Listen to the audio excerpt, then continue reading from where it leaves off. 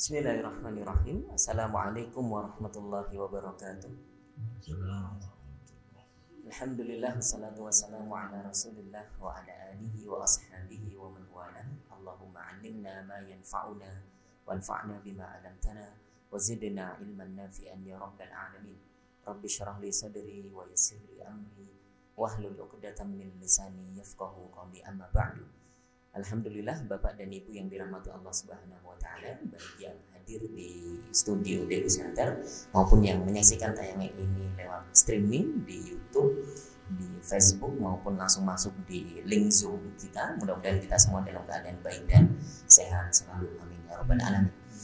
Alhamdulillah, di malam hari ini berjumpa lagi dengan saya Wildan Jauhari di KMK, kajian malam Kamis, yang sudah menjadi wirid pekanan kita setiap Rabu malam Kamis. Kita mengaji, kita menimba ilmu dari guru-guru kita yang mulia. Alhamdulillah, di malam hari ini kita akan sama-sama belajar dan mendiskusikan satu tema dengan judul KHI dalam sorotan. Tetapi sebelum itu tentu saja kita mulai dengan sholawat dustur yang akan dipimpin oleh Ustadz Sofyan.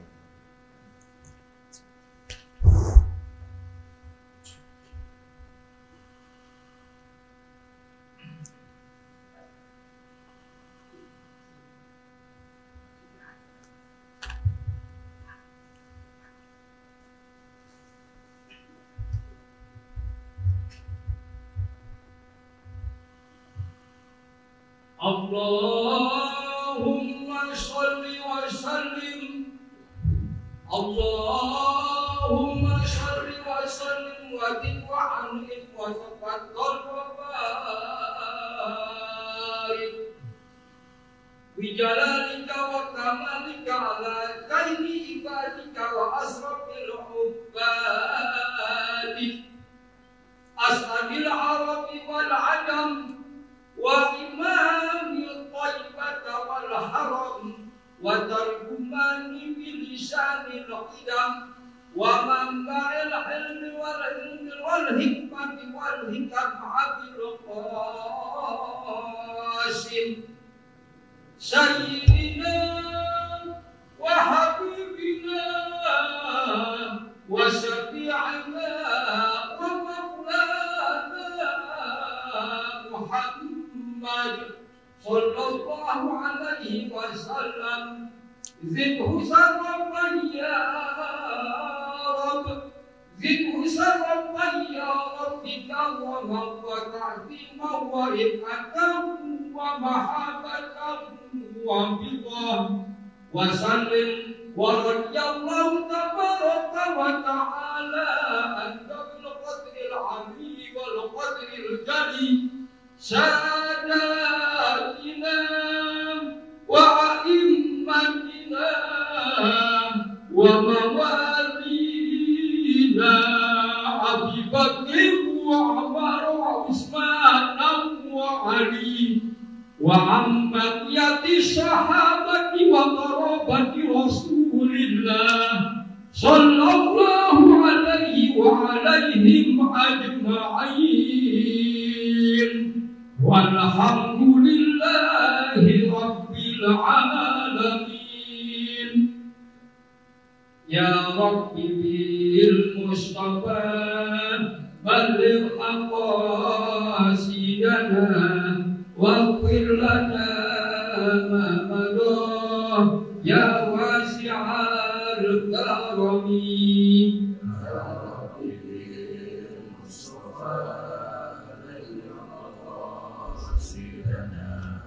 واغفر لنا مضارع وسعك يومي مولاي صل وسلم دائما ابدا على حبيبك خير خلق كلهم يا رب بالمصطفى بلغ قاصدنا واغفر لنا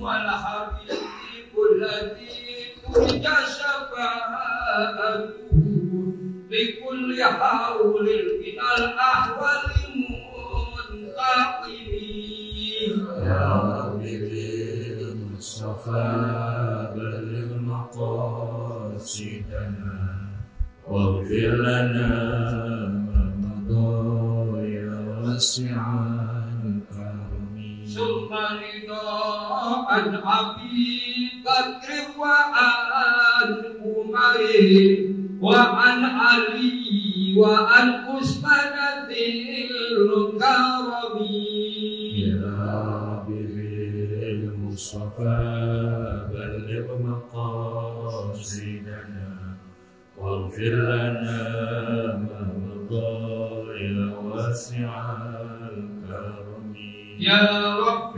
بالمصطفى بلغ مقاصدنا واغفر لنا ما مضى يا واسع الكرم يا رب بالمصطفى بلغ مقاصدنا واغفر لنا ما مضى يا واسع الكرم اللهم صل وسلم وبارك عليه.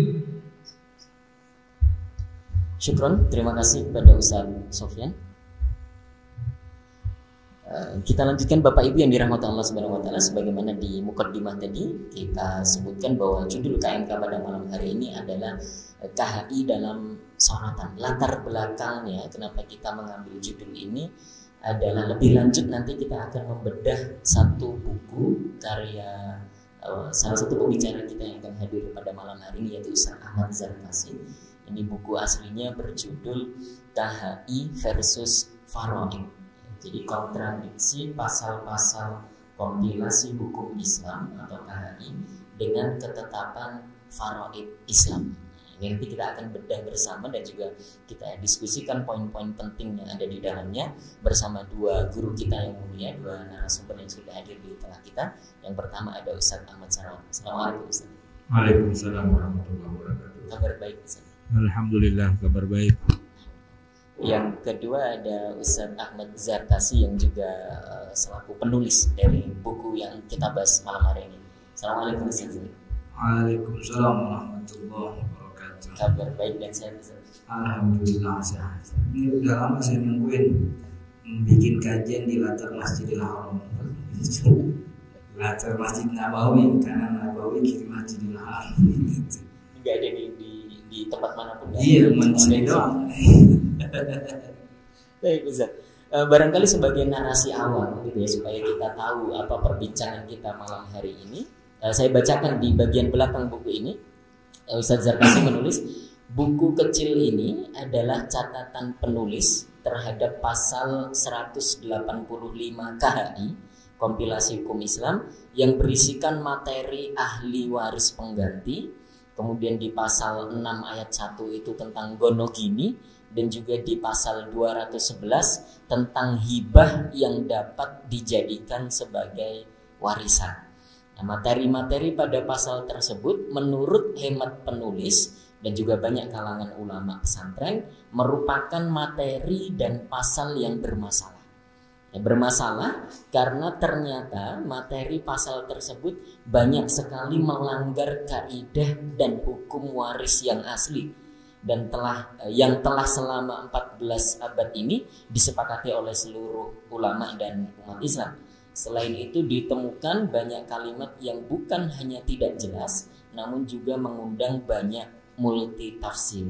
Nah, karena itulah penulis merilis buku ini sebagai kritikan disertai dengan argumen atas kritikan tersebut yang disebutkan di atas tadi. Ya, tentu penulis juga menyajikan diskusi baik dari pihak penentang maupun pendukung supaya diskusinya lebih adil. Gitu. Nah, ini menarik ini tadi. KHI versus faraid. Ada hal-hal yang menurut Ustaz tadi disebutkan kontradiksi dengan ilmu waris yang selama ini kita pelajari begitu. Ya, jadi buku ini kayaknya emang buku yang paling lama mikirin ya daripada nulisnya. Jadi mikirnya cukup lama nih. dari mulai kita kuliah S1 sampai kemudian S2 begitu, itu mikirin dari mulai pasal per pasal dalam kompilasi hukum Islam gitu. Jadi dari pasal per pasal kompilasi hukum Islam ini kaitannya dengan pasal waris nih. Jadi Bapak Ibu yang dirahmati Allah, teman-teman, KHI itu isinya 3 kitab undang-undang. Pertama, kitab undang-undang nikah, di dalamnya ada hukum nikah, cerai, khulu begitu. Kemudian yang kedua waris, yang ketiga wakaf. Nah, dari 3 kitab ini saya baca teliti dari kitab waris, dari pasal 1 terus sampai banyak. Jadi banyak pasal-pasal yang memang tidak kita kenal dari kitab-kitab klasik, karena kita kan berangkatnya dari kitab pesantren kan ya. Kemudian pas gede itu ketemu ada orang-orang yang melaporkan kasus waris, ternyata di pengadilan dihukumi berbeda dari apa yang disebutkan dalam kitab. Ternyata perbedaan itu muncul karena banyak hakim agama menggunakan kompilasi hukum Islam sebagai landasan putusannya begitu. Nah memang banyak nih, cuman beberapa pasal tuh mungkin kita bisa cari pembenarannya. Kalau bahasa orang kampung kita baik-baikin dah nggak apa-apa begitu. Cuman yang 3 pasal ini ngebaikinnya susah gitu. Jadi ngebaikin dari sisi manapun kagak baik-baik emang ini. Justru kan ternyata di pengadilan agama yang paling banyak pengaduan laporan itu ya 3 pasal itu. Pasal gonong gini yang ribut tuh keluarga istri, keluarga ibu dengan keluarga suami. Pasal hibah waris yang ribut tuh antara saudara sama saudara. Kemudian ahli waris pengganti yang ribut antara paman sama ponakan. Coba cek dah, waktu kita belajar di universitas diskusi dengan banyak dosen, ya juga begitu. Jadi salah satu kita punya teman udah jadi hakim di pengadilan agama di Lampung kalau nggak salah. Dan beberapanya juga ada yang jadi pengadilan agama di Serang. Laporannya sama, memang laporan masalah waris kebanyakan di 3 masalah tersebut. Ahli waris pengganti, kemudian hibah waris gonogini begitu. Jadi ini yang bermasalah. Maka catatan ini emang udah lama dipikirin udah lama emang. Cuman bentuknya seperti apa kan kita juga banyak. Jadi kalau Bapak Ibu mau jalan dikit, coba main ke Ciputat. Baik itu di Perpus Kampus 1 atau Perpus Kampus 2, itu banyak skripsi, tesis, disertasi yang ngomongin pasal ini. Ya cuman jadi tesis doang.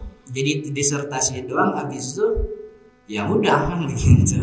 Udah jadi koleksi perpus saja. Kemudian tidak ada istilahnya kita berangkat nih dari sini, kita mau ganti pasal bisa apa enggak. Memang rada susah sih. Soalnya pasal waris ini bukan pasal yang diminati oleh banyak orang. Perubahannya nggak naikin suara caleg soalnya begitu. Jadi emang rada susah ya.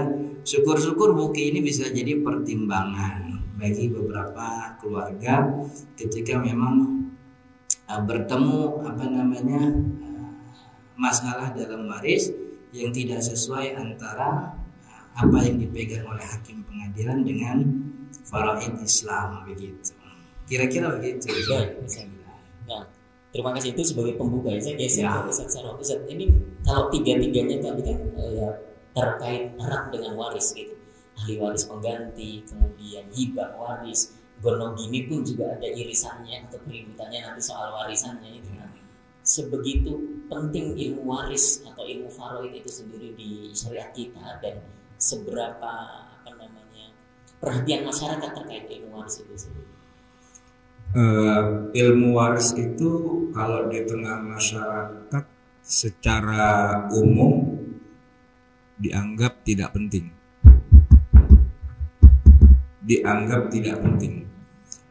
Kenapa dianggap tidak penting? Karena biasanya orang bagi waris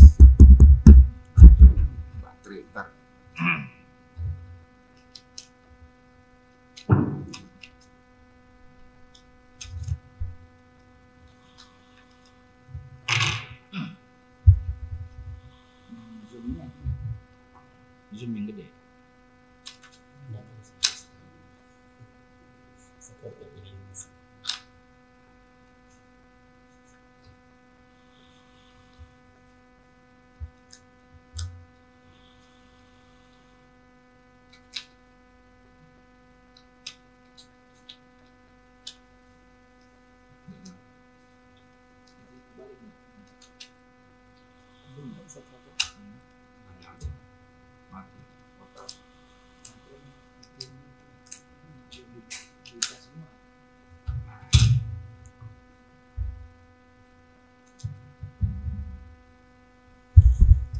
Ya udah, double. Jadi nggak dianggap penting karena begini. Kalau kita ngomongin sholat, puasa gitu ya, itu kan setiap hari amalan yang sehari-hari selalu kita ulang-ulang terus. Sedangkan kalau kita bicara waris, itu kan cuma sekali doang seumur hidup, ya kan? Itu pun kalau orang tuanya ada warisannya. Kalau enggak kan, ya apa yang mau diomongin gitu ya kan nggak ada juga gitu. Jadi jarang dibahas, jarang dikupas. Selain juga bab waris itu kalau kita lihat dalam urut-urutan ilmu fikih itu kan adanya di gang sempit di belakang, bukan di pinggir jalan raya utama. Jadi masuk gang, kita nyasar ke sono, kagak kebagian etalase gitu. Kadang ada yang nunjukin.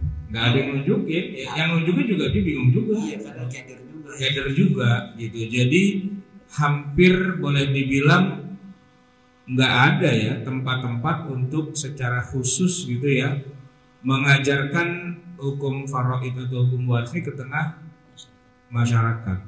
Maka jangan kaget kalau di tengah masyarakat Islam yang religius gitu ya, itu banyak yang ketika orang tuanya nggak ada, itu bagi warisnya puyeng itu.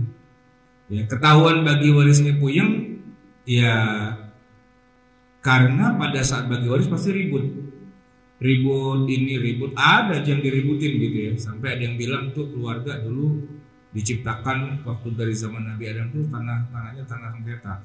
Jadi sampai sekarang sengketa aja nggak selesai gitu kan. Padahal sebenarnya sih ya kalau saya perhatikan, kalau saja dia belajar dan dia paham, harusnya nggak ada sengketa, harusnya nggak ada keributan. Orang itu masalahnya sederhana dan simpel banget kok, gitu ya. Tapi karena nggak pernah dipelajari dan ya mungkin sekilas iya, cuman kalau bahasa orang main gundu tuh cuman oles doang gitu, cuman kena doang tapi nggak geser, cuman ya ke serempet doang gitu ya. Jadi nggak nyambung. Apalagi kalau udah ketemu ini nih KHI, langsung kelepok-kelepok. Maksud kelepok-kelepok tuh seolah-olah KHI itulah yang maha benar. Yang ada di kitab buang semua. Bukan dibuang sih, orang yang nggak paham juga gitu kan. Itu kelemahannya di tengah masyarakat kita. Jadi bab fikihnya nggak nyampe, ya kan. Kemudian juga secara detail tuh kayak remeng-remeng aja. Ujung-ujungnya cuma bilang, ya udah atur dah, yang penting sama-sama ridho lah. Kita musyawarahin aja, cari bagusnya dah yang mana yang kira-kira semua tuh ridho gitu kan. Ya padahal bukan yang penting ridho, yang penting ini sesuai tak dengan syariat Islam kan gitu ya. Tapi masalahnya tadi ketika nggak pada ngerti, nggak usah yang awam, yang kiai, yang ustadz, yang apa juga belum tentu sampai ke situ levelnya ya. Difficulty levelnya tuh nggak sampai ke level yang udah jelimet gitu. Kalau yang secara umum-umum aja itu gampang gitu kan. Tapi kalau udah masuk pasal-pasal KHI ini di bagian-bagian yang paling susah, dan kemudian KHI malah sudah jadi sebuah impres ya. Iya, impres. Dia secara payung hukum itu legal banget. Sedangkan kitab fikih itu sangat tidak legal, penuh dengan interpretasi dan penuh dengan perbedaan pandangan, penuh juga dengan hal-hal yang banyak tidak diketahui oleh masyarakat kita. Nah, ketika hakim agama kok dia putuskan pakai KHI, itu sudah udah bener secara rule of the game-nya memang harus pakai pasal gitu. Kitab buang aja, kitab kan nggak bisa dijadikan sebagai berdasarkan kitab ini halaman sekian, nggak bisa. Keputusan hukum tuh harus pakai pasal, bukan pakai kitab gitu. Kalau ngaji pakai kitab, kalau bahsul masail iya pakai kitab. Tapi kalau pengadilan kok pakai kitab? Nggak ada. Ya pengadilan ya harus pakai pasal, pasalnya KHI, gitu kan. Satu-satunya pasal yang ngatur-ngatur waris di Indonesia ya KHI. Walaupun itu bukan undang-undang ya, itu kan cuman instruksi presiden, impres. Tahu nggak SD impres? Nah itu instruksi presiden itu impres gitu kan. Presiden siapa sih?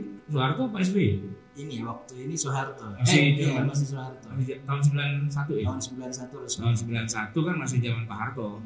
Iya, presidennya Pak Harto. Pak Harto ini sih udah mendiam lah, sudah nggak ada kan. Udah ganti presiden berkali-kali loh. Dari zaman Pak Harto kan udah ganti Habibie, ganti lagi Gus Dur, Megawati, siapa lagi SBY. Sekarang udah ganti berkali-kali kan.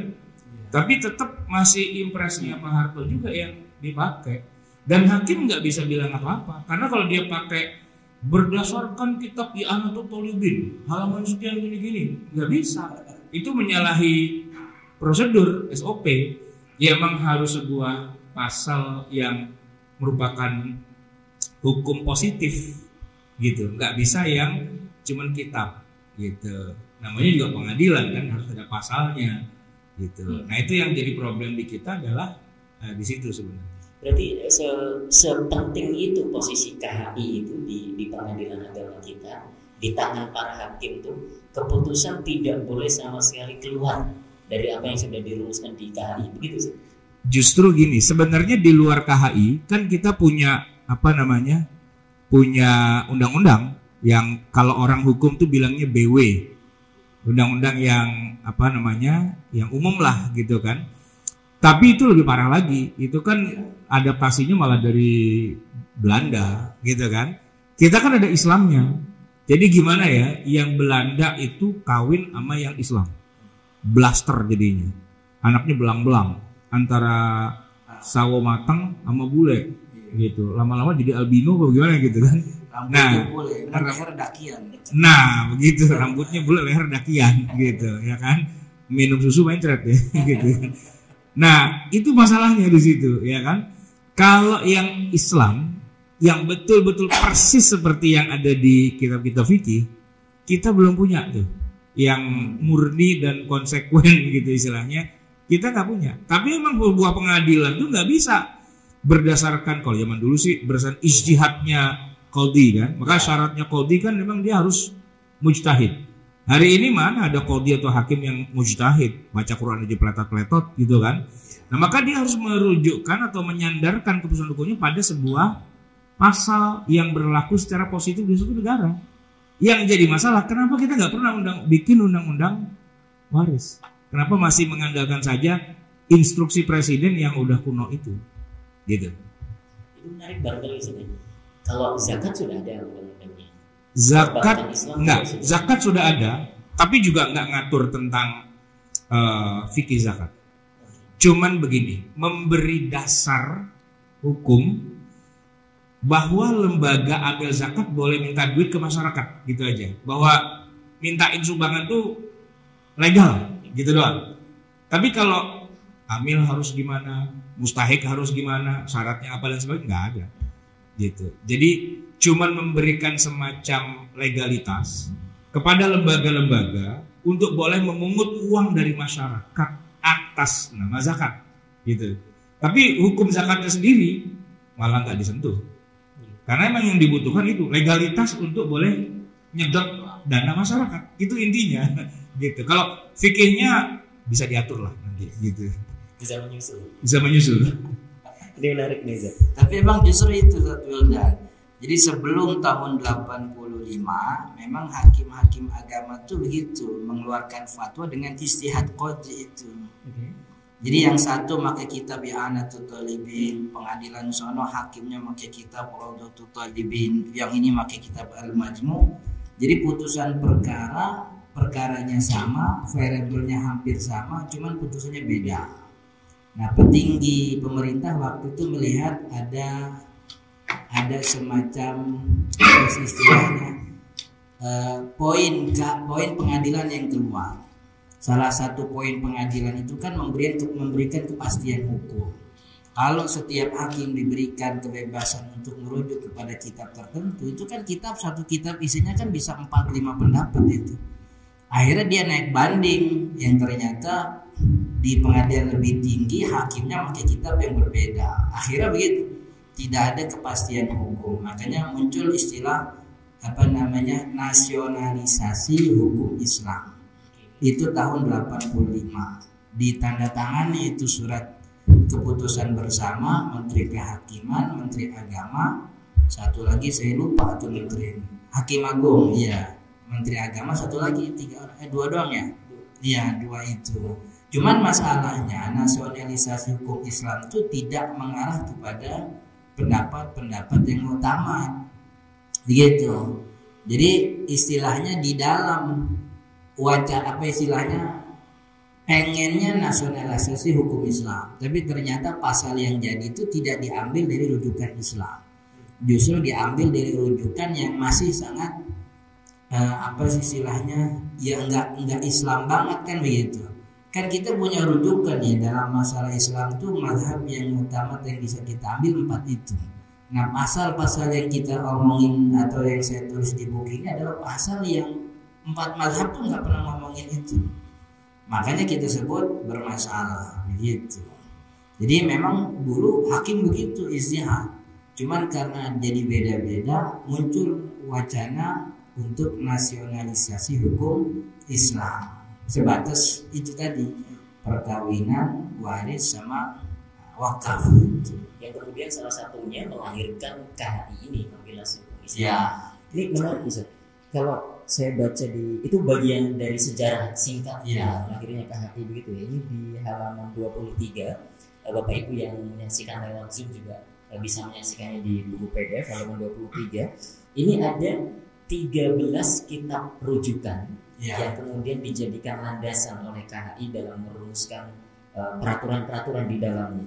Ada Hasyiah Al-Bajuri, Fathul Mu'in, Asyarqawi Al-Tahrir, Hasyiah Qalyubi, Fathul Wahab, Fathul Muhtaj, kemudian Bughyatul Mustasyidin, kemudian Mubinul Muhtaj. Kalau saya baca sekilas ini semuanya fikih Syafi'i semua. Ada penjelasan soal itu? Saya juga nggak tahu. Jadi memang proposal pembuatan kompilasi begitu isinya, merujuk kepada 13 kitab fikih. Tapi nyatanya beberapa pasal kan enggak. Jangan ambil pasal waris, contoh pasal nikah misalnya. Pasal nikah itu menetap salah satu di pasal bab pernikahan bahwa wanita yang dicerai oleh suaminya masa iddahnya selama 90 hari. Ada enggak 4 mazhab yang bilang masa iddah 90 hari? Enggak ada kan, cuma dia doang itu yang bilang itu. Makanya waktu itu saya punya punya omongan KHI ini lebih pas disebut mazhab nasional, mazhab fikih nasional. Jadi maksud saya kalau emang hakim-hakim mau bikin mazhab, namain aja mazhab sendiri begitu. Jangan pakai kompilasi hukum Islam begitu. Jadi orang kan jadi bingung sekarang. Akhirnya yang Islam itu yang ini, apa yang disebutin sama ustadz tuh di pengajian pakai kitab, apa yang diputusin atau apa yang diputusin sama hakim pengadilan begitu. Jadi masalahnya memang proposal yang kita dapat, sejarah yang kita dapat 13 kitab itu ditulis, tapi nyatanya banyak pasal-pasal yang di 13 kitab itu justru nggak ada begitu ya. Contohnya ini pembatasan umur wasiat, kemudian pembatasan umur nikah kan ada di kompilasi hukum Islam, sedangkan dalam syariat Islam kan nggak ada. Ya tentu kan ini dari sisi maslahat kan begitu, tapi kan istilahnya berarti wacana rancangan tentang dari 13 kitab itu sebenarnya nggak begitu juga begitu, tidak sejujur itu rupanya kan gitu.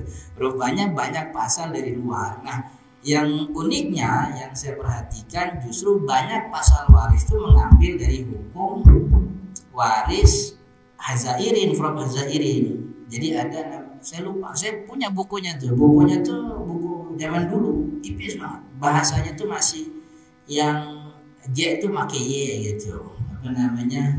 C itu make TJ gitu. Itu banyak ternyata pasal waris ngambil dari hukum waris Islam itu dari Prof. Zairin. Dan Prof. Zairin ternyata fatwanya banyak bermasalah. Salah satu fatwa beliau termasuk tokoh yang tidak mempercayai ada nasih mansuh. Dan pasal ahli waris pengganti itu pakai ayat yang sudah dimansuh oleh ayat lain. Jadi sebenarnya sih wajar-wajar aja kan gitu. Artinya wajar kalau Prof. Zairin ngomong ada ahli waris pengganti karena beliau sendiri adalah orang yang tidak mempercayai adanya nasih mansuh. Kita apa semua ya nih teman-teman syariah. Masalah usul fikih, masalah nasih mansuh adalah masalah yang memang diperdebatkan. Tapi kan masalah apa istilahnya pendapat yang utama, begitu. Walaupun kita tidak sebut ijma, nasih mansuh itu berlaku. Ada ayat yang dinasih hukumnya, ada ayat yang menasih itu, begitu. Nah, sedangkan beberapa tokoh Islam termasuk Prof. Zairin yang banyak jadi rujukan di pasal waris, itu beliau tidak mempercayai itu, tidak menganggap bahwa ayat Al-Quran itu ada nasih mansuh gitu. Jadi ini gak enak ngomongnya ini nyebutin nama gitu. Takutnya ada pendukungnya yang ini lagi bully. Enggak, justru kita tengahi. Jadi gini, saya melihatnya ini kan produk lama. Bahkan waktu diresmikan di tahun 91 itu bukan baru digarap di tahun 91. Itu prosesnya sejak tahun berapa? 83. Nah, 83. Pertanyaannya, bikin kompilasi segitu kok bertahun-tahun nggak selesai-selesai? Itu kan sebuah pertanyaan. Tapi begini juga, katakanlah memang ada istilah lokal itu apa namanya? Kebijakan lokal apa? Bukan kebijakan lokal, apa istilahnya? Kearifan lokal. Kearifan lokal harus dilihat realitasnya gitu-gitu semua kan. Cuma, nah ini cumanya gitu loh. Kearifan lokal itu kan juga berubah dari zaman ke zaman. Ya kan? Contoh. Tahun 80-an, 83 ya. Kan anak SMA masih dikeluarin dari sekolah gara-gara pakai jilbab. Karena jilbab itu tidak sesuai dengan peraturan seragam. Oke, dikeluarin loh itu, beneran loh dikeluarin.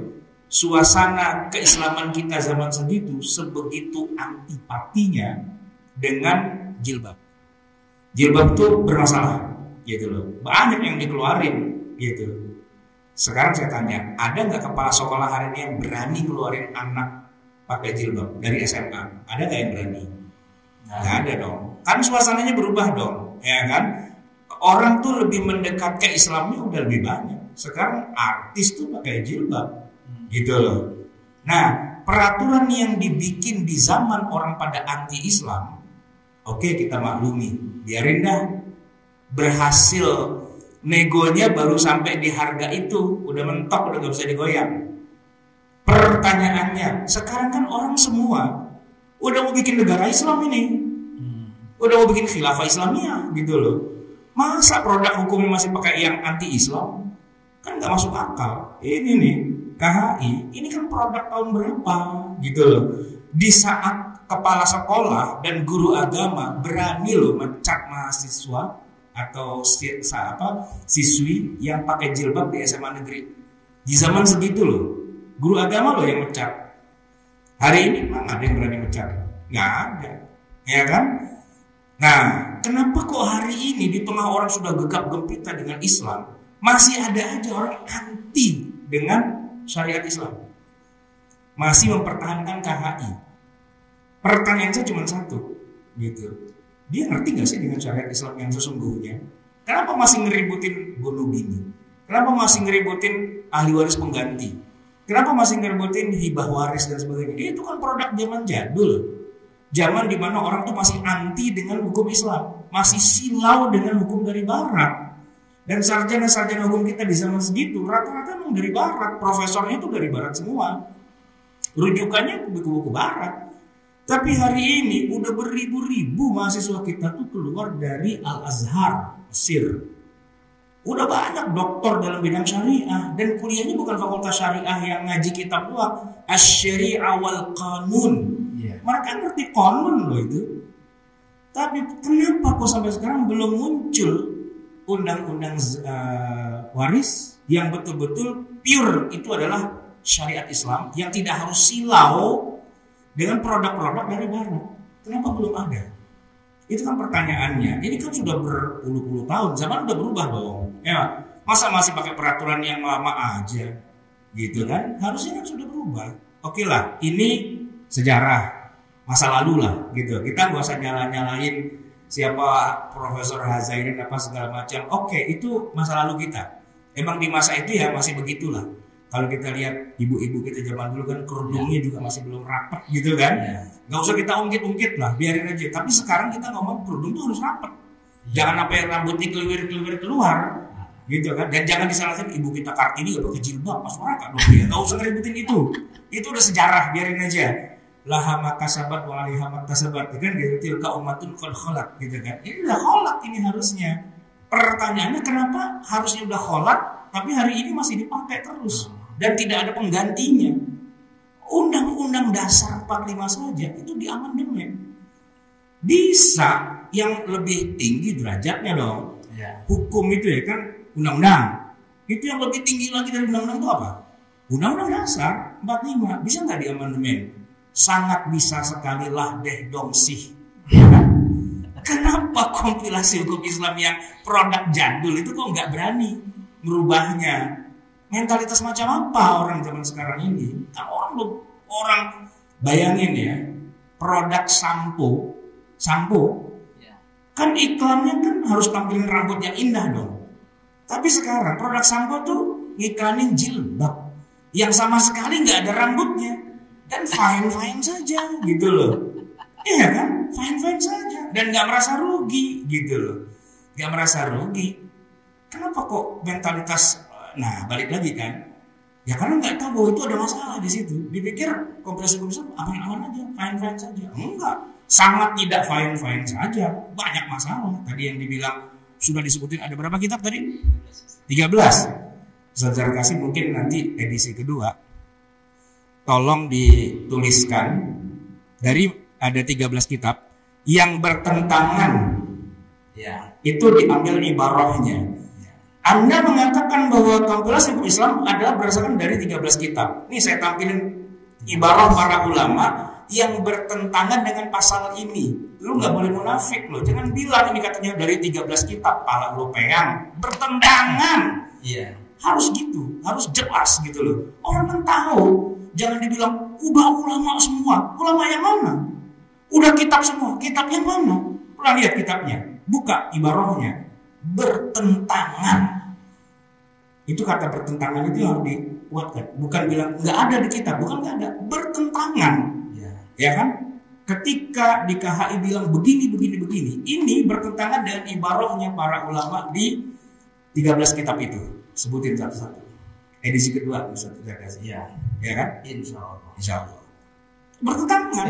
Iya kan? Kan kita udah punya kitab yang judulnya Aqwalul Fuqaha.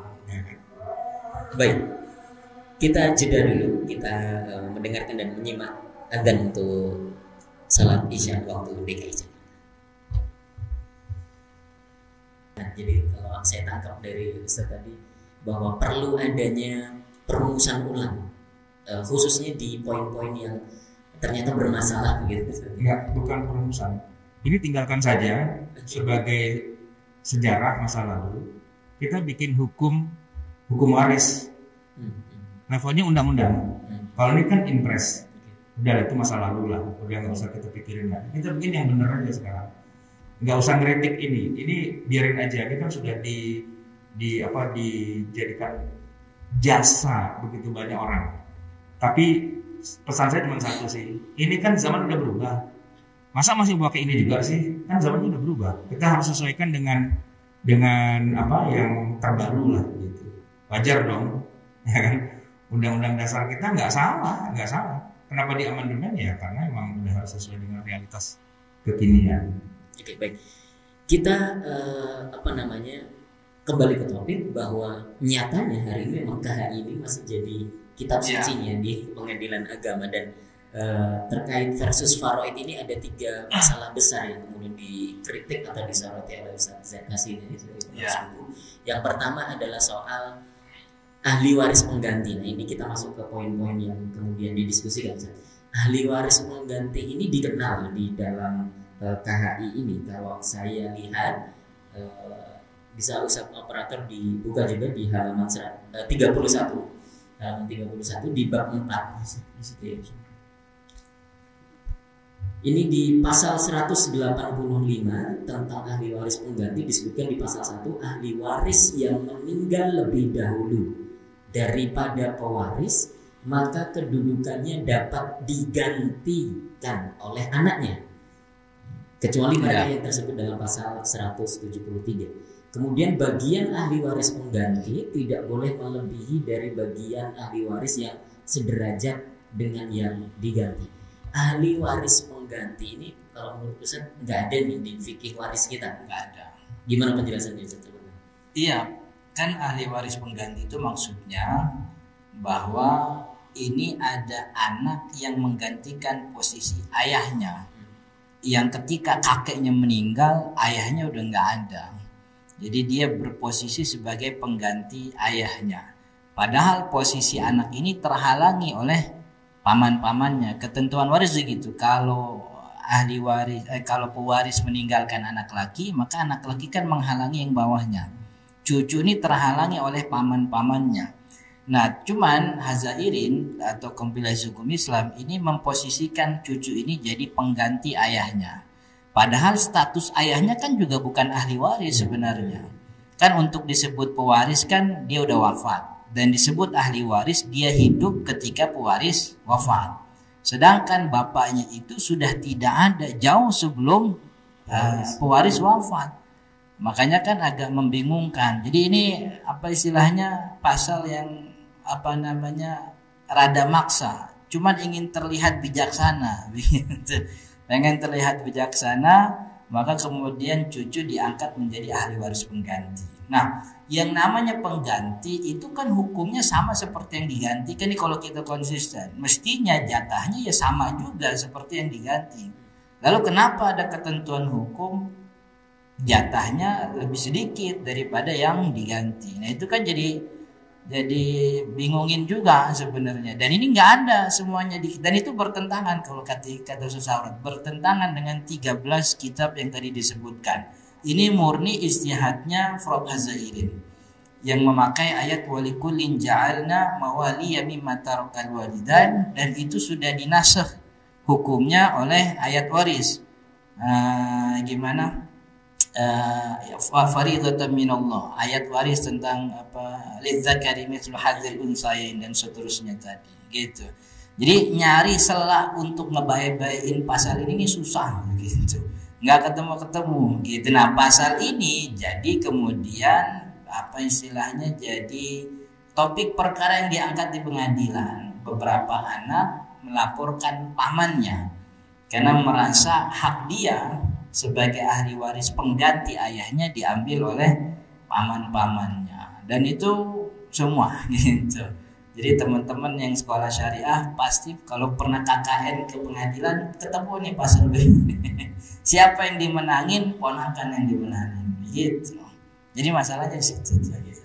Itu menarik Ustaz. Yang pertama tadi berdasarkan atau berdalil dengan ayat yang sebenarnya sudah masuk gitu ya. Kemudian ada lagi nggak sisi barangkali karena kasihan gitu cucu tidak mendapatkan warisan dari kakek karena bapaknya sudah meninggal dulu sebelum kakeknya gitu. Iya, salah satunya itu. Tapi kan kasihan itu kan salah satu dalilnya itu, yaitu rahmah, kasih sayang kepada cucu.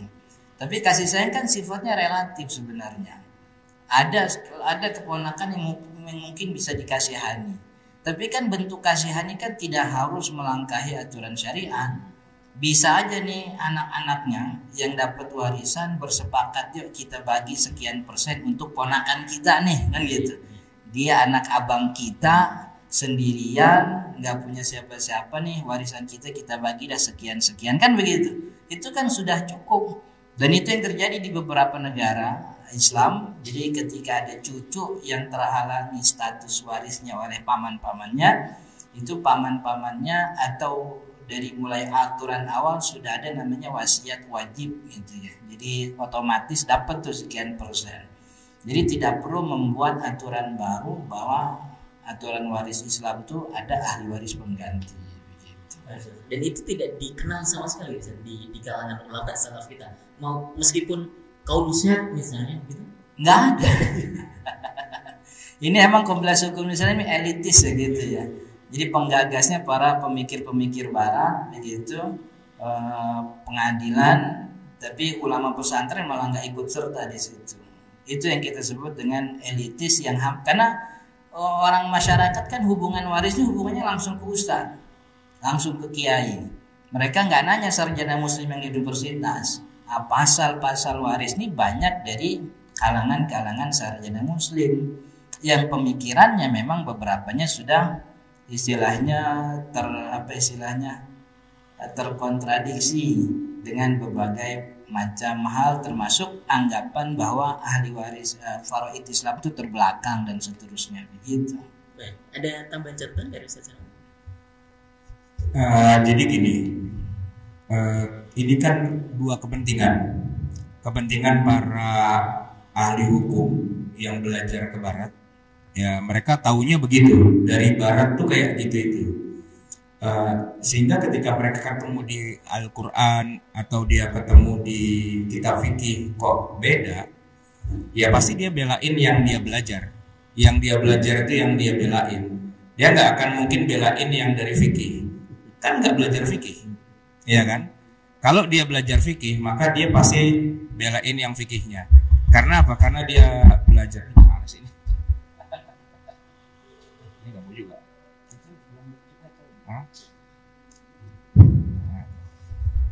Jadi problematikanya sebenarnya ketahuan sih sebabnya. Para sarjana hukum kita walaupun agamanya Islam, tapi ketika dia belajar hukum dari barat, dari Perancis, kalau orang Mesir itu belajar Perancis, kalau Pakistan tuh Inggris gitu kan. Kita tuh banyak yang ke Perancis, ke Inggris, ke Amerika dan sebagainya, memang di barat begitu. Nah, ketika dia pulang ke Indonesia, dia kan jadi orang-orang yang bikin undang-undang apa segala macam gitu kan, jadi profesor di kampus-kampus apa segala macam.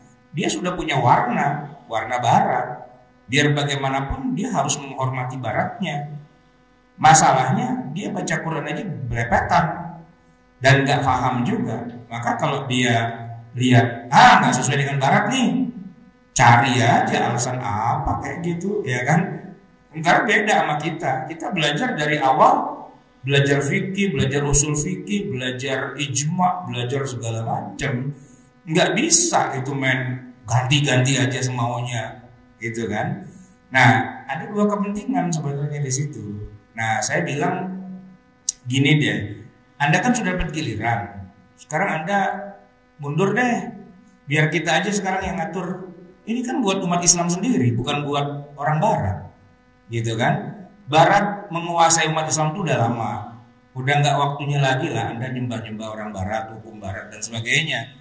Ini udah zamannya orang tuh pakai jilbab loh di mana-mana, ya kan? Orang udah zamannya Islam sekarang, gitu. Kenapa masih ngotot aja, gitu? Ngalah lah. Sekarang udah waktunya umat Islam udah pada pinter, udah ngerti hukum juga.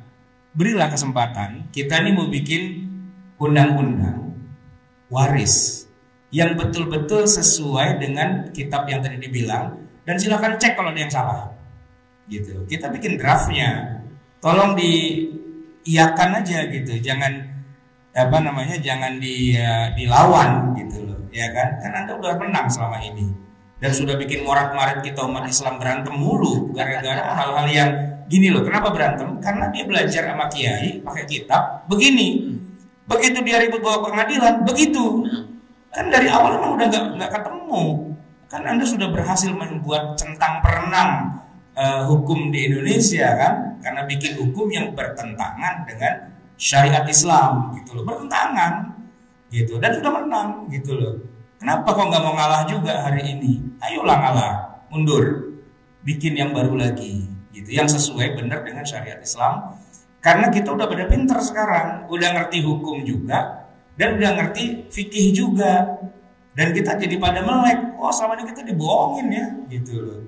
Nah makanya sekarang kalau ada orang ribut-ribut, saya bilang nggak usah bawa ke pengadilan, Anda pasti akan dikelecehin dengan KHI, nggak akan selesai, Anda akan rugi, Anda bayar lawyer mahal. Ya kan, kedua belah pihak bayar lawyer, nggak selesai-selesai gitu kan. Mendingan gini deh, mendingan ngaji aja, kita fikih yang benar. Kalau semua udah pada paham, insya Allah nggak berantem. Ya kan, berantem itu kan karena semua pengen dapat untung paling besar. Gimana caranya makan yang lebih besar walaupun haram, kan itu intinya. Ya kan, kalau KHI kan nggak ngomong halal haram, ngomong ya biar orang barat memuji kita lah gitu, intinya kan gitu. Ya kita nggak perlu dipuji sama orang barat, orang hukum-hukum kita kok, ya kan, sesuai dengan syariat kita ya kita pakai aja. Kenapa kita harus takut sama dibilang enggak sesuai dengan peradaban? Ya kan itu peradaban lu, bukan peradaban gua, ya kan. Kita punya hukum sendiri, kita punya fikih sendiri. Kenapa kita harus minder dengan fikih kita? Dikata-katain fikih itu kuno dan sebagainya. Ya lu aja yang nggak tahu fikih. Coba kalau belajar fikih yang benar, nggak ada kuno-kunonya kan? Di mana kunonya? Tapi kenapa masih mempertahankan kayak gitu? Karena dia nggak belajar. Kuncinya sih nggak belajar ilmu syariah. Itu poinnya sebenarnya. Gitu. Menarik Ustaz. Kita cukupkan yang di poin yang pertama nih tentang ahli waris pengganti tadi. Catatannya adalah bahwa konsep ini tuh tidak dikenal oleh ulama. Iya, memang mestinya ada gerakan ya dari sarjana-sarjana muslim kayak kita yang alumni Azhar tuh menyuarakan ini gitu. Jadi udah nggak usah ngomongin usoli lagi, nggak usah ngomongin kunut. Coba ini ditampilin ke publik begitu. Sebagaimana kita nampilin masalah kunut subuh, nampilin masalah macam-macam lah yang kita sering ributin Wahabi itu gitu. Coba yang ini dipublish ahli waris pengganti kan begitu. Satu orang diikuti orang lain kan insya Allah jadi viral tuh. Jadi viral orang jadi ngeh, oh ternyata begitu. Ya syukur-syukur ada caleg yang mau ngangkat. Masalahnya nih pasal kayak gini kagak laku nih, nggak bisa naikin elektabilitas caleg. Justru saya melihat akan laku.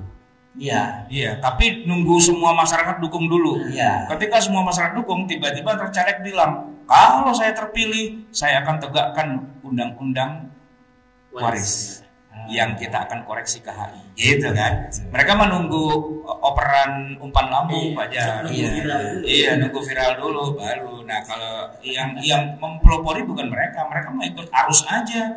Yang kira-kira akan menguntungkan, ya dia bela, gitu. Kalau yang kira-kira bertentangan dengan masyarakat, ya ntar gue elektabilitas turun dong, gitu. Jadi jangan nyalahin anggota DPR Fajar, itu mereka nggak suka. Ya.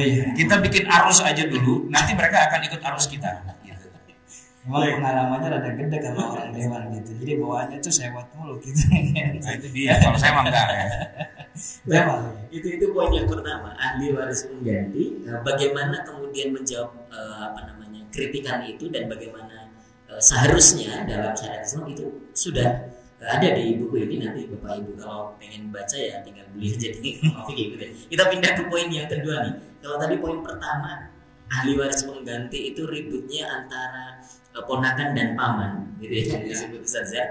Kalau yang kedua soal gonogini ini antara keluarga suami atau istri dengan ahli waris kan begitu Ustaz. Ya. Ini saya bacakan dulu Ustaz, di pasal 90 KHI ayat 1, apabila terjadi cerai mati maka separuh harta bersama menjadi hak pasangan yang hidup lebih lama. Ya. Nah, ini gonogini tuh ada nggak sih dalam kitab fikih kita? Kalau ada bahasa Arabnya apa tuh Ustaz gonogini? Kalau di kitab fikih kan emang nggak ada gonogini kan. Masalahnya kalau ada gonogini mestinya ayat sudah menceritakan dulu. Jadi setelah orang itu wafat bagi setengah buat pasangan yang hidup lebih lama. Harusnya kan begitu. Tapi ayat itu, teks itu nggak pernah ada. Ayatnya nggak ada, hadisnya nggak ada, fatwa ulama pun nggak ada. Ini kan memang budaya kita sebenarnya. Budaya yang memang kebanyakan orang kita tuh membina rumah tangga dari nol. Jadi artinya si suaminya melaut, yang ngerajut jaringnya kan istri, kan gitu. Suaminya bertani, yang masakin makanannya kan si istri. Jadi seakan-akan ada keterikatan gitu antara suami. Maka dibuatlah aturan semacam harta gonogini ini gitu. Tapi kan masalahnya memang syariat sudah mengatur sebelum jauh ada tradisi gonogini, syariat ngatur hak suami mana, hak istri mana. Ketika seorang menikah, berapa yang harus dia berikan kepada istri, apa hak istri kan memang sudah ada kewajibannya. Maka istri mendapatkan hak yang memang harus diberikan dari suami. Jadi nggak usah nungguin mati, nggak usah nungguin mati. Jadi sejak hidup syariat sudah menjaga hak istri. Tapi memang ini gonogini ini beneran jiplak bener dari hukum BW. Hukum BW itu hak perdatanya orang kolonial gitu. Namanya Berkelit Wetboek voor Indonesia. Tahu bener atau salah bacanya gitu. Namanya hukum BW. Ini orang-orang fakultas hukum tahu semua hukum itu. Gitu kira-kira. Jadi kalau dari syariat ya kayak gak ada bahasa Arabnya. Yang paling krusial dari gonogini itu apa Ustaz? Apakah kemudian yang dikhawatirkan itu adalah mengambil harta milik orang lain tanpa hak, begitu kan? Pada dasarnya harta suami, harta istri.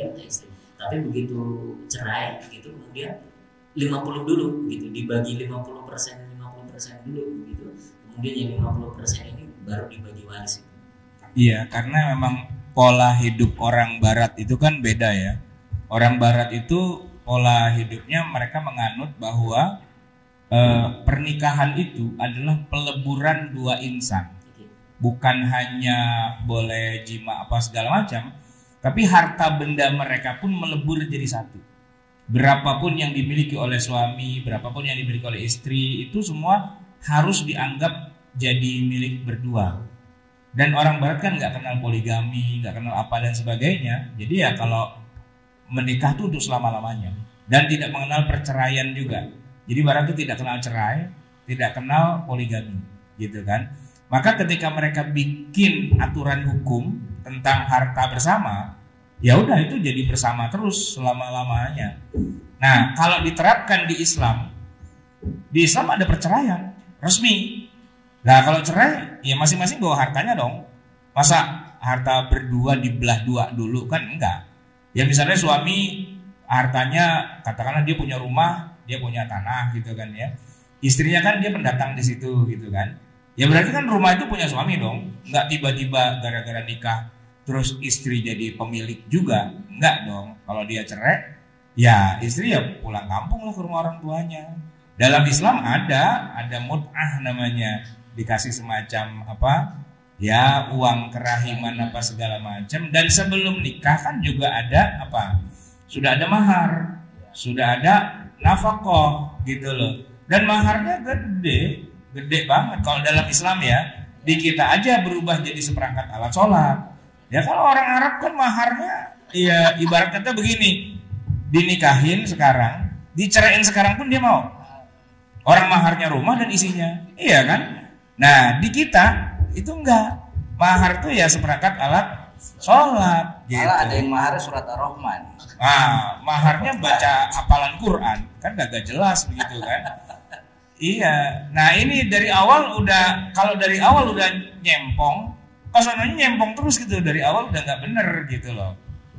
Maka di Mesir ya, orang itu nikahnya agak telat biasanya. Kenapa? Karena dia mikirin mahar dulu. Dan hampir semua mahar itu kredit, gak ada yang cash. Kenapa mahal? Ustaz Kasih beli mobil tuh, dia gak beli cash, DP dulu, ntar tiap bulan baru dia pantang-pantang dari cicilan kan gitu. Nah mahar di Mesir itu semua kayak orang beli mobil, DP, istilahnya mahar muqaddam, baru ntar tiap bulan dia pantang-panting untuk menyelesaikan. Bisa jadi 10 tahun 20 tahun belum selesai itu mahar, tinggi. Makanya kalau orang Arab ke puncak girang dia, nggak pakai DP, nggak pakai apa, langsung bungkus selesai gitu kan. Gak usah puncak, kalau sini juga banyak yang mau. Nah itu saya nggak tahu, ilmu saya belum sampai situ. Kalau dia udah sampai situ, saya tahu di puncak doang gitu kan. Langsung bungkus gitu. Di Indonesia kan begitu. Jadi istri itu dinikahi dengan harga semurah mungkin, dan selama menikah juga nggak dikasih apa-apaan. Begitu cerai juga nggak bawa apa-apaan kan pastinya kan. Nah itu yang kemudian dijadikan dasar, kesian dia udah kerja udah apa segala macam, bagilah gitu kan. Makanya jadi gonogini itu sesuai dengan gaya orang barat. Kalau dalam Islam mah nggak gitu. Sebelum nikah aja udah dikasih gede banget. Dan sepanjang nikah juga nafkah itu nafkah, bukannya nih gaji gue bulan ini lo atur daya pengeluaran cukup nggak cukup, kalau kurang lo tambahin. Nah, itu bukan nafkah, itu juru bayar itu namanya sebenarnya. Kalau nafkah kan nggak begitu. Nafkah kan yang pemberian kan, Ustaz ya, ya nggak? Pemberian kan, diberi. Kalau diberi masa dia suruh beli beras? Ya enggak lah, buat bini beli beras ya duitnya suami lah, beli beras. Nah kalau sekarang kan enggak, ini di amplop nih, ya kan? Lu beli beras, lu beli air, lu beli apa pun dari situ. Kalau kurang lu tombokin kan gitu. Itu bukan nafkah, itu juru bayar, itu kasir, bendahara gitu. Kalau yang main nafkah ya eksklusif buat istri gitu. Dan istri kan nggak wajib masak, nggak wajib apa segala macam. Itu kan kewajiban suami semua. Istri mah urusannya fitness, pedicure, manicure gitu. Kalau Islam, nah di kita kan enggak. Makanya orang Arab senang banget kalau kawin sama perempuan Indonesia tuh buy one get two, beli satu dapat dua. Cuman dapat nikah sama seorang wanita, dapat sekalian pembantu sekalian. Ya kan dia langsung jadi pembantu juga di rumah ya. Dia masak, dia nyapu, dia ngepel, dia apa segala macam gitu. Ya kan? Dengan segala kayak gitu, begitu dicerai dia gak dapat apa-apa, ngamuk lah gitu. Mesti dapat dong separuh harta gitu kan. Nah Islam nggak begitu, dari awal belum nikah aja udah dikasih gede banget. Sepanjang nikah nafkah itu eksklusif. Nah kalau udah dicerai nggak dikasih apa-apa, ya kan udah gue kasih dari awal kan gitu kan. Dari awal tuh konsepnya emang beda. Konsep Barat sama konsep Islam tuh udah beda. Makanya ketika dikawinkan kacau nih urusannya harta gono gini ini karena nggak sesuai. Belum nanti kalau suaminya punya istri dua. Nah kalau bininya dua, itu kalau dia meninggal itu mau dibagi berapa gono gininya? Sepertiga apa gimana? Ya kan nggak jelas kan, kalau tadi 50-50. Nah kalau bininya 4 mau seorang 25% apa gimana? Kan hukum kayak gitu kan nggak mengadaptasi kalau ada orang misalnya punya istri lebih dari satu, kan nggak ada kayak gitu kan, karena emang itu bukan dari Islam sebenarnya, itu adalah implan gitu. Jadi organ tubuh orang lain diimplan ke dalam organ tubuh kita gitu, itu implan namanya kayak gitu. Gitu kan saudara? Betul. Baik, itu soal gono gini ya. Yang menurut bahasa Ustaz tadi implan gitu, karena memang sudah beda konsep dari awal sehingga lurusnya atau keterusannya itu pun juga akan beda sama sekali dan menimbulkan masalah begitu. Nah, bagaimana solusinya, bagaimana penjelasannya, kritik, sarannya, diskusinya ada juga disebutkan di buku ini soal gono gini Islam. Saya pengen pindah langsung cepat-cepat ke poin yang terakhir nih, yang ketiga soal hibah waris. Ini sebenarnya hibah waris ini harus satu episode sendiri, karena yang paling ramai dalam dunia bagi waris di bagian ini. Karena orang tua udah pesen-pesen, udah ngibahin, ternyata begitu orang tua meninggal, anaknya pada ribut bawa pengadilan dibatalin semua yang sudah dihibahkan atau yang sudah diwasiatkan oleh orang tua itu. Itu yang dari 10 kasus 9 tuh itu. Ini saya bacakan Ustaz ya, di pasal 211 KHI Kompilasi Hukum Islam. Hibah dari orang tua kepada anak dapat diperhitungkan sebagai warisan. Iya. Ini misalnya kasus realnya itu contohnya gimana? Iya, jadi orang tua udah ngasih rumah sekian tahun lalu, lama begitu. Orang tua ngasih. Katakanlah ada namanya Haji Andre. Haji Andre punya anak. Yang pertama Tony, Tono, Tina misalnya begitu. Ini Haji Andre kasihan sama Tono, anak pertama dikasih rumah jauh sebelum Haji Andre wafat. Sekitar udah 10 tahun, 15 tahun habis ngasih rumah. Tuh rumah kan isinya udah macam-macam. Tono udah kawin, udah punya anak, dia kawin lagi, anaknya ganti lagi, kan begitu. Rupanya Haji Andre meninggal. Akhirat rumah yang udah dikasih Tono itu di pengadilan dia minta balik sama Tono sama Tina sama siapa tuh lagi adanya tadi? Tono, Tini sama satu lagi Tina, iya gitu. Diminta balik, mau abang gono katanya punya waris yang mestinya dibagiin dulu malah diambil. Itu. Jadi itu perkaranya sama. Jadi hibah waris dengan ahli waris pengganti gono gini dengan hibah waris. Memang hibah waris yang paling banyak di pengadilan agama jadi masalah. Jadi hibah yang udah beres itu sekian tahun lalu dilaporin sama abangnya sama adiknya bahwa itu pemberian orang tua, maka harus balik jadi warisan. Dan itu ngerepotin sekaligus jadi bikin ribut akhirnya. Dan itu yang tadinya kan salah satu fungsi pengadilan itu kan mendamaikan. Justru pasal ini kagak bikin damai, akhirnya malah bikin ribut. Tuh 2 kali lebaran, 2 kali Idul Adha juga nggak jadi, itu tetap itu salaman doang kan gitu. Salaman doang tapi melengos. Iya. Karena dia Tono kan sudah merasa aman tadi, ini rumah sudah dibaik sama bapak kita. Tapi kemudian si Tini sama Tina itu masih lapor, narik lagi. Lapor ke pengadilan, akhirnya kan menang. Akhirnya turun Satpol PP ke rumah Tono kan ya. Akhirnya Tono nangis-nangis diliput sama media. Masuk kitabisa.com. Dah dapat sumbangan.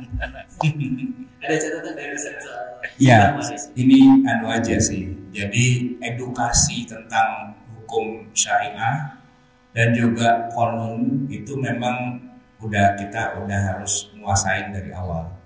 Jadi gini, di Amerika film yang paling laris itu kalau film tentang pengadilan. Ya, mereka senang banget karena kasus itu tiap hari ada dan lawyer itu menjadi sebuah profesi yang sangat menarik gitu, ya kan? Nah, kita orang Indonesia itu rata-rata paling nggak bisa berdebat di pengadilan karena memang secara umum ilmu hukum kita itu rata-rata rendah ya. Saya kasih contoh gini, misalnya polisi mau gerebek rumah penjahat, emang benar-benar penjahat sih, ya kan? Begitu ketok pintu dibukain sama penjahatnya, katanya dia bilang mau gerebek rumah ini. Kata penjahatnya apa? Ada surat? Ada? Mana? Ini suratnya, dibaca, nggak bisa. Ejaannya salah, nama saya bukan itu. Dan polisi nggak bisa gerebek. Sepinter itu penjahatnya, gitu. Dia ngerti hukum. Nah di sini jangankan penjahat, orang baiknya aja nggak ngerti hukum. Jadi problematika kita itu adalah sangat rendah kemampuan kita umumnya dalam bab hukum. Kalau fikih kita pinter, tapi kalau hukum kita blank. Gak ngerti gitu. Padahal antara fikih dengan hukum tuh harus jadi satu, gak bisa berdiri sendiri. Kita cuma belajar fikih doang, harusnya kita belajar qanun. Dan qanun tuh harus berangkat dari fikih. Jangan qanun kemana, fikih kemana, itu namanya mensana in corpore sano. Ya nggak ketemu juga. Maka harus belajar dua, belajar hukum juga, belajar fikih juga. Nggak boleh belajar cuma satu doang. Kalau cuma ngerti fikih nggak ngerti qanun, kayak gitu. Ngerti qanun atau hukum tapi nggak ngerti fikih, ya kayak gitu, berantem akhirnya, nggak selesai. Jadi kalau menurut saya sih secara jangka panjang ke depannya belajar fikih itu harusnya sekalian juga dengan qanunnya. Nah biar kita nanti kalau ada apa-apa ya udah tahu hukumnya. Jadi kayak kisah misalnya Ali bin Abi Thalib, dia kan kehilangan baju besi, ya kan? Setelah berhari-hari dia ketemukan baju besi dipakai sama orang lain, yang dia yakin tuh orang itu mencuri gitu loh, ya kan? Tapi ketika dituntut orang itu oleh qadhinya pada saat itu dia bilang, Ali, Anda memang khalifah atasan saya, tapi kalau Anda bilang orang itu mencuri dari Anda punya saksi? Ada katanya, anak saya. Oh, anak nggak bisa jadi saksi untuk bela orang tuanya, gitu kan? Di situ Ali kalah secara hukum, gitu kan? Oh berarti itu ngerti banget tentang hukum ya. Iya. Jadi bagaimana saksi, bagaimana bukti. Nah kita pelajaran babul qadha itu kita nggak tahu. Kalau qadhaul hajah iya. Tapi kalau babul qadha enggak. Kita tuh fikih kita tuh qadhaul hajah gitu. Bukan qadha majlisul qadha. Kita nggak ngerti apa-apa tentang majlisul qadha. Ya kan coba nih orang yang pada teriak-teriak tegakkan hukum Islam gitu, coba. Emang tahu bagaimana cara membuktikan bahwa seorang itu maling, berapa nisabnya, dan bagaimana cara mencuri bisa dikatakan sebagai sariqah? Nggak banyak yang tahu, cuma teriak-teriak doang syariat. Tapi babul qadha itu dia nggak ngerti. Mungkin ya kebanyakan itu qadha. Ngajinya bab air. Iya, itu barangkali jadi otot gitu. Bab air belum beres, udah libur lebaran. Pas masuk lebaran ustadznya ganti karena pengurusnya kagak demen sama ustadznya, gak masuk ustadz baru, ngajinya bab air lagi. Tiap tahun becek mulu tuh masjid, kagak ganti-ganti bab. Tidak berhenti di fikih ibadah terus. di seperempat itu saja nggak pernah pindah ke bab muamalahnya, ke munakahannya atau bahkan ke ukubatnya, kita nggak pernah nyentuh itu. Iya. Haji balik lagi sampai Haji juga kalau manasik, kalau dapat jatah haji, kalau enggak ya gagal. Tapi bahkan kalaupun misalnya diminta untuk membuka bab tentang jinayat, pokok dan sebagainya, belum tentu kiainya bisa ngajarin dengan benar. Karena itu kan kononnya konon zaman dulu, bukan konon zaman sekarang, gitu. Nah hebatnya misalnya Dr. Wahbah Zuhaidi nulis kitab Al-Fiqhul Islami wa Adillatuhu, itu fikih dan konon suri. Wah itu cakep tuh. Jadi connect gitu antara fikih dengan undang-undang. Di kita nggak ada undang-undang yang mau dijadiin dasar. Baik. Oke Ustaz, saya kira pertanyaan yang membahas tentang buku ini saya sudah cukupkan. Nanti Bapak Ibu kalau masih penasaran dengan isinya terkait diskusi soal 3 poin penting tadi, silahkan beli bukunya. Ini Bapak-bapak yang sudah ada di sini bisa langsung beli di depan, atau Bapak Ibu yang berapa sih harganya? Mau jualan? Bisa lewat di rumahfikih.com/buku, bisa ada kontak personnya di sana, bisa dihubungi. Ini bukunya Ustaz Ahmad Zarkasi. Ya. Terakhir barangkali Ustaz, pertanyaan Ustaz. Ini kan ya faktanya pengadilan kita masih pakai ini. Kemudian kalau ada orang berperkara sekaligus dia pernah ngaji, kemudian muncul pertentangan di hatinya, begitu. Ustaz, saya belajarnya A, tetapi putusannya B. Tapi sudah begitu, sudah jadi putusan. Kira-kira saya mau ikut yang mana, begitu? Apa saya dosa karena meninggalkan fikih dan mengikuti putusan pengadilan, begitu kira-kira? Kan dalam syariat juga yang namanya qada'ul hakim kan ilzamun yarfa'ul khilaf. Kan qada hakim itu ya ketetapan yang harus diikuti. Tapi kan kita punya tahapan sebenarnya. Qada hakim itu kan bisa dibanding ke pengadilan yang lebih tinggi. Tentu kan butuh biaya yang gede. Akhirnya orang cukup sampai di situ. Ya tentu kan tidak ada dosa, karena dosa itu kan melakukan keharaman atau meninggalkan kewajiban. Di depan dia itu ada putusan hakim, justru kewajibannya dijalanin begitu. Urusan putusan hakim belok sono belok sini ya tanggung jawabnya hakim kan begitu. Cuman kan kita udah ibaratnya udah ngasih argumen di pengadilan bahwa kita berpendapat putusan gugatan ini harusnya A, B, C dan sebagainya, tapi putusan hakim ya begitu, ya sudah dijalankan. Kalau emang punya kemampuan naik banding lagi, nggak ada masalah begitu. Atau ada saran misalnya ya lebih amannya jangan sampai ke muka hakim gitu. Amannya memang begitu, jangan sampai meja hakim. Cuman kan sebatas diskusi keluarga dengan asat itu bagi sebagian orang itu tidak menguntungkan. Karena dia tahu dia adalah pihak yang bakal dimenangkan dengan KHI kan gitu. Kalau nyampe di rumah Ustadz kagak menang nih. Kagak dapat apa-apa. Kan namanya juga jadi yang salah itu sebenarnya Jokowi. Yang salah. Kenapa harga tanah jadi mahal? Seandainya harga tanah nggak usah naik, gitu kan? Harganya segitu-segitu aja. Emang kalau dijual berapa duit itu? Ya paling juga 300.000. Udah wakafin dah, gitu. Tapi ketika harga tanah jadi tinggi, nah ini jadi masalah. Ya siapapun jadi presiden bukan salah aja gitu, ya kan? Nah itu masalahnya ketika harganya tinggi, gede gitu kan. Coba kalau misalnya tanahnya itu di samping rumahnya Mbah Marijan di Kinah Rejo, di lereng Merapi, siapa yang mau beli di situ? Orang tiap hari ada urus gembel lewat di situ kan, siapa yang mau beli? Nggak ada kan? Kalau tanahnya itu walaupun tanah cuma seuprit sih, cuma 100 meter, emang harganya berapa? Ya itu dia harganya 100 juta. Nah gede itu yang jadi masalah. Dicarilah putar-putar, ada KHI ini bisa nih jadi celah. Itu sih sebenarnya masalahnya itu. Makanya yang salah itu adalah yang salah itu yang nggak ngaji. Baik, ini menarik soal faraid. Ya, kita cukupkan dulu karena saking pentingnya faraid ini, Rumah Fikih juga sangat concern. Kita di masa pandemi 2 tahun kemarin saja itu mengadakan daurah faraid itu sampai hampir 10 kali.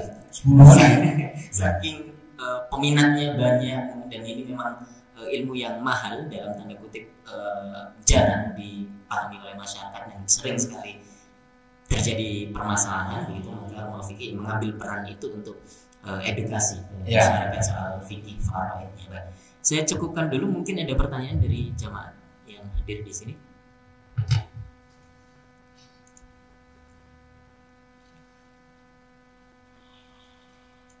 Ustaz Sofian, silakan. Waalaikumsalam warahmatullahi wabarakatuh.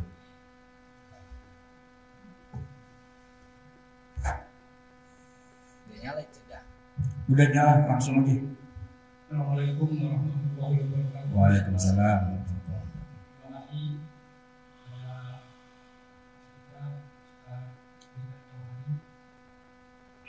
Ingin saya sampaikan atau saya tanyakan masalah KHI terkait dengan masalah ahli waris nanti. Ahli waris nanti ini kadang-kadang bertentangan dengan apa yang disampaikan oleh Ustaz tadi, bahwasanya pengganti ahli waris ini ketika ahli waris meninggal, pewaris masih hidup, itu kadang-kadang kasih kerohiman, ya. Padahal bisa dikatakan tidak boleh kurang atau melebihi dari jatahnya. Itu bagaimana itu orang pembicaraannya. Kemudian yang kedua masalah lupa. Itu nggak usah ditanya. Lupa. Jadi soal poinnya. Iya. Assalamualaikum. Kalau bapaknya masih hidup ngasih ke cucunya mah nggak apa-apa. Dan engkongnya masih hidup ngasih buat jatah cucunya. Dibilang cucu gua nih kalau gua meninggal gak bakal dapet nih, ada cing-cingnya nih sekarang gua kasih. Kalau kayak gitu kan nggak apa-apa, tuh jatuhnya hibah. Ngasih terserah juga nggak apa-apa, itu namanya hibah. Yang jadi masalah kan kalau dia meninggal nih, cucunya nggak dapet. Sedangkan dalam aturan KHI dia boleh ngambil jatah warisan, akhirnya dia lapor ke pengadilan. Jadi musuhnya tuh cing-cingnya tuh semua tuh. Nah, makanya emang bagusnya dari awal kita yang punya duit, kalau sekiranya ada cucu yang kagak dapat jatah, kita kasih sekarang. Kalau kita punya, kalau kagak punya kita tahlilin aja, siapa tahu dapat kan gitu. Jadi bagusnya kan itu memang menghibahkan beberapa harta kepada orang-orang yang sekiranya nanti terhalangi oleh ahli waris lain. Kalau masalah hibah kan gak pakai aturan, berapa aja kita mau kasih nggak apa-apa, terserah begitu. Oke? Dah. Sudah. Ada lagi? Silakan. Terima kasih. Pertanyaan saya ada saudara teman jadi punya perempuan, dia menikah. Waktu menikah si lakinya itu marah. Setelah punya anak dua, si lakinya bukan cerai. Anaknya yang cewek itu punya, anak yang cowok juga punya. Nah, sekarang anak yang cowok itu biasanya bapaknya status untuk